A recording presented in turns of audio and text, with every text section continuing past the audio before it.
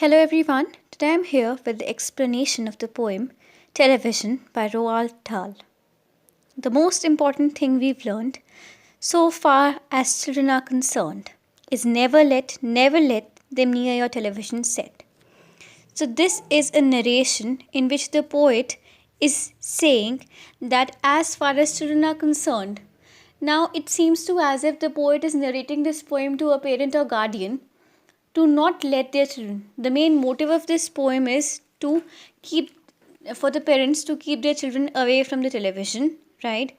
You'll see this when you read the poem and you come across the lines. So the main motive of the poem is this. So now he says the most important thing we've learned so far as children are concerned. If you keep children in concern, then the most important thing you have to keep in mind is that never let them near your television set. Now he says that as far as children are concerned, parents and guardians should make sure that their children never ever get addicted to television or they don't even go near to television. Or better still, don't install the idiotic thing at all.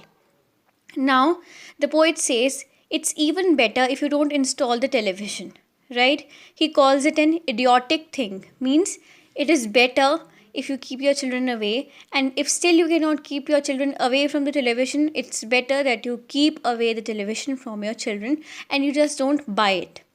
We watch them gaping at the screen. They loll and slop and lounge about. Now he says that umpty number of times in houses where he has houses he's visited or been to, he's seen children gaping, wildly looking at the television, and then just moving, lolling, and slopping here and there, unconcerned about what's happening, and just foolishly looking at the television, right?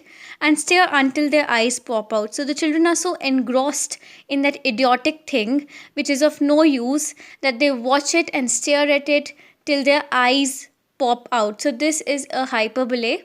Sorry, I'm bringing literary device into it because actually their eyes won't pop out, but he's just explaining it in order to show the exaggeration, the amount. He's trying to put in a lot of energy in explaining the exact meaning. Right? Last week in someone's place, we saw a dozen eyeballs on the floor. Now he says that last week, again, this is a hyperbole. Last week in someone's place, we saw a dozen eyeballs on the floor. So he says that last week in someone's place, where he had been or something like that, he saw a dozen eyeballs on the floor, means all the eyeballs as stated in the lines earlier had popped out because of watching quite a lot of television. They sit and stare and sit until they're hypnotized by it, until they're absolutely drunk. Now he says that children sit and stare at the television and they get sort of hypnotized by it, and it seems to as if they're absolutely drunk because they get so addicted to the television and they get so engrossed while watching it, right? Oh, yes, we know it keeps them still. They don't climb out of the window sill. Now he says that as a parent or as guardians, we know that it keeps them busy and they do not make a lot of mess. They do not trouble us and they don't prove to be cumbersome, right? And they never fight or even kick or punch, right? And they leave you free, right? They do not trouble you and they don't pester you, and so it becomes quite easy for you to complete your household chores and your work, right? But did you ever stop to think, to wonder just exactly what this does to your beloved tot? But exactly, have you ever come across the fact that what exactly it is doing to your child? It is making them addicts to it, right? And it's spoiling their childhood, right? And just wonder and ponder across the fact that what actually it is doing, it is making them addicted, right? For some amount of relief, you cannot just let your children get engrossed in some mess, Right? Now he says what exactly the television does. It rots the sense in the head, it kills imagination dead, it clogs and clutters up the mind, it makes a child so dull and blind. Now he says that the television exactly rots the sense in the head, means the sense in the head gets rotten, and they do not actually know how to use their own sense, right? And it kills the imagination dead. They have no time to imagine different things, they have no time to daydream, they do not have time to make their own ideas. It clogs and clutters up the mind, so it clogs and clutters. Children always wonder about the television, what they've seen in the television. They remain engrossed in the thoughts of the television, and hence they do not get time to focus on reading books or doing some other chores or getting engrossed in their hobbies as well, right? It makes a child so dull and blind he can no longer understand a fantasy, a fairyland. So now he says that it makes a child so dull and blind. Blind exactly does not mean that he's not able to see, but basically the imagination. The child becomes dull, he remains engrossed in the thoughts of television. There is no family time, there's no time to read, there's no time for imagination, only television. So this is making a child dull and blind, and the child can no longer understand, because the child does not imagine or daydream things he's read from a book or something like that. He is no longer able to imagine a fantasy or a fairyland or some hero or something like that, right? His brain becomes as soft as cheese, his powers of thinking rust and freeze. Now his brain becomes as soft as cheese, right?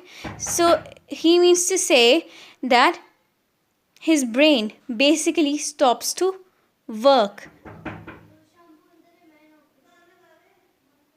His brain becomes as soft as cheese, means he does not utilize his brain, right? His mind is not utilized, and therefore he is not able to use it, right? When you don't use something, obviously that thing, goes out. Suppose you've bought something and you've not been using it, so slowly it starts to decay, to rust or something like that. So that is what is happening to his brain. It's becoming as soft as cheese, and his powers of thinking rust and freeze. So his power of thinking, of imagining, is also rusting and freezing. All right, you'll cry, all right, you'll say, but if we take the set away, what shall we do to entertain now? He says that your children will cry, and that's totally all right, right? And your children will cry and they'll moan at what's happened to their parents, and how the television has been snatched from them, right? But what now he says that after taking the television away from our children, what is left? How should we entertain our children? Our darling children, please explain. We'll answer this by asking you. Now he says, now he says that you certain things you should do to entertain your children are as follows, right? What you Now he says that this is a rhetorical question in which the poet is asking a question, then answering it by himself. So now he is asking the parents or guardians that what did you do as children? There were no television sets. How did you utilize your time? How did you spend your time the whole day? How did you remain busy, right? So he says that question yourself what you supposed to do as a child and what your child is doing today.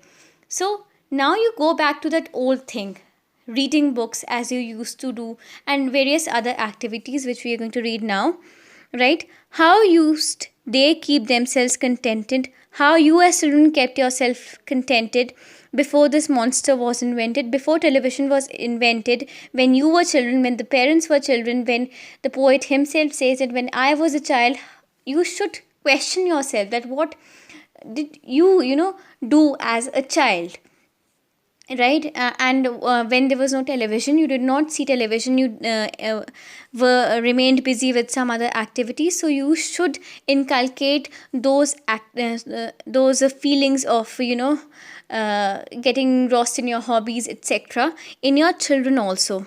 Have you forgotten? Don't you know? Well, say it very loud and slow. They used to read. They'd read and read. Now, don't you remember that as children you used to read a lot? Read, read, read, and then proceed to read some more. Great Scott, gadzooks. One half their lives was reading books. The nursery shelves held books galore. So now he says that as children, don't you remember that how much you remained engrossed in reading? You used to read so much, and it was almost that you used to spend quite much of your day reading books and getting engrossed, and all the nursery shelves, all your shelves, there was no television, your shelves were full of nursery books. You used to read them, imagine things and all that, right? Sorry, the rest of the poem is not over here, and I'm going to derive it from the book now. Sorry for the inconvenience. Right, so where were we? Yeah. Okay, we were here. One half of our lives was reading books. Nursery shelves held books galore. So he said that most of our life, half of our lives, or more than half of our life, was spent reading books. Right, our nursery shelves were full of many books, plenty of books cluttered up in up the nursery floor and in the bedroom by the bed. More books were waiting to be read. There were so many books on the nursery shelf. They were scattered and cluttered on the nursery floor. So many on the bed, and they were waiting to be read. When are you going to read them? There was so curiosity and such excitement for reading books. Right? More books were waiting to be read. Such wondrous, fine, fantastic tales of dragons, gypsies, queen and whales, and treasure isles and distant shores.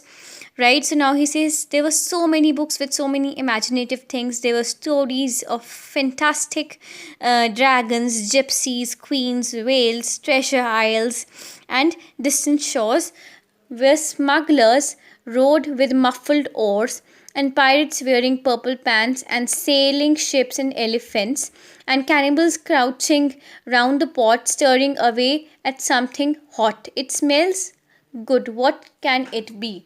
Now he says that there were so many things in the books which we could imagine. Our books consisted of some smugglers who rowed with muffled oars.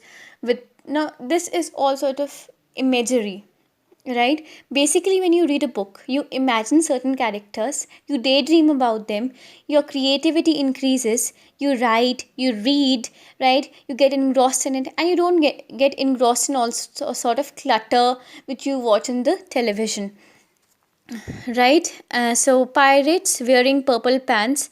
Now you he asks the readers to recollect what they had been doing in their childhood. They had been reading poems of smugglers, pilots, sailing ships, elephants, cannibals crouching round the pot, stirring away at something hot. It smells so good. What can it be? God gracious, it's Penelope. Now Penelope, Beatrix Potter, Mr. Todd, Squirrel Nutkin, Pigling Bland, Mrs. Tiggy Winkle were all fictional characters in the books of those days, of their days. So now he asks the readers to recollect the stories they had read, about Beatrix Potter, Mr. Toad, who was a dirty rotter, and Squirrel Nutkin, Pigling Bland, and Mrs. Tiggy Winkle, right? So there were different characters which the reader recollects, and also asks the people to recollect what they had been doing in their childhood, unlike the children who always remain staring, glaring, and wasting their time near the idiotic television, right? So how the camel got its hump, and how the monkey lost its rump. So all these lines basically are describing those stories and those books which these people had read. And Mr. Toad and Bless My Soul, there's Mr. Rat and Mr. Mole. So these all are characters from the books these people had read earlier, right? Oh, books, what books they used to know, those children living long ago. So please, oh please, we beg, we pray, go and throw your television set away.